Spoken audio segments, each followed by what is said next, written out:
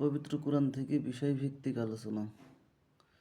কোরআনই দ্বীনের পরিপূর্ণ দলিল। পবিত্র এই কোরআনই শ্রেষ্ঠ জীবন দর্শন। আল্লাহ বলেন, আমি যা নাজিল করেছি তার অনুসারে যারা দ্বীনের বিষয়ে বিধান দেয় না তারা কাফির। মায়েদা আয়াত নম্বর 44। আল্লাহ আরও বলেন, আমি যা নাজিল করেছি তার অনুসারে যারা দ্বীনের বিষয়ে বিধান দেয় না তারা জালিম। মায়েদা আয়াত নম্বর 45। আল্লাহ আরও বলেন, আমি যা নাজিল করেছি তার অনুসারে যারা দ্বীনের বিষয়ে বিধান দেয় না তারা ফাসিক। মায়েদা আয়াত নম্বর 47। কাজে দ্বীনের ক্ষেত্রে ইজমা, কিয়াস, ফিকহশাস্ত্র, ফতোয়া ও হাদিস মোতাবেক কোনো বিধান দেয়া যাবে না। তারপরেও যদি কেউ এমনটি বলেন যে দ্বীনের এই সকল বিষয়ে ফয়সালা পবিত্র কোরআনের মধ্যে পাওয়া যায় না, সেই সকল বিষয়গুলো ইজমা, কিয়াস, ফিকহশাস্ত্র, ফতোয়া ও হাদিস কিতাব দিয়ে সমাধান দিতে হবে। এমনটি যারা বলেন তাদের কথায় প্রমাণিত হয় যে এই কোরআন দ্বীনের বিষয়ে অপূর্ণ।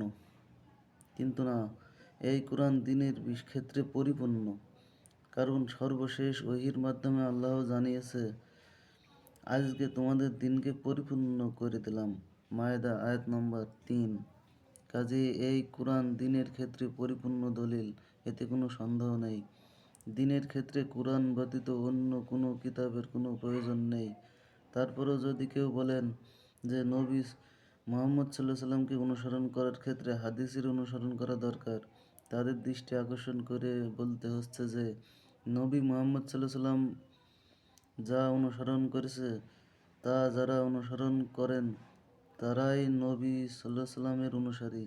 নবী মুহাম্মদ সাল্লাল্লাহু আলাইহি সাল্লামকে আল্লাহ জানিয়ে দিয়েছেন যে, হে নবী, তোমার প্রতি যা ওহী অবতীর্ণ হয় তুমি শুধু তাই অনুসরণ করো, অন্য কিছুর অনুসরণ করো না। আনাম আয়াত নম্বর 50। কারণ নবী সাল্লাল্লাহু আলাইহি সাল্লাম ওহী ব্যতীত কাউকে সতর্ক করেননি। আম্বিয়া আয়াত নম্বর 45। কাজেই যারা পবিত্র কোরআন সম্পূর্ণভাবে অনুসরণ করবে তারাই নবী সাল্লাল্লাহু আলাইহি সাল্লামের অনুসারী, এতে কোনো সন্দেহ নেই। নবী সাল্লাল্লাহু আলাইহি সাল্লামকে অনুসরণের জন্য কোরআনের অনুসরণই যথেষ্ট, এক্ষেত্রে অন্য কোনো কিতাবের কোনো প্রয়োজন নেই।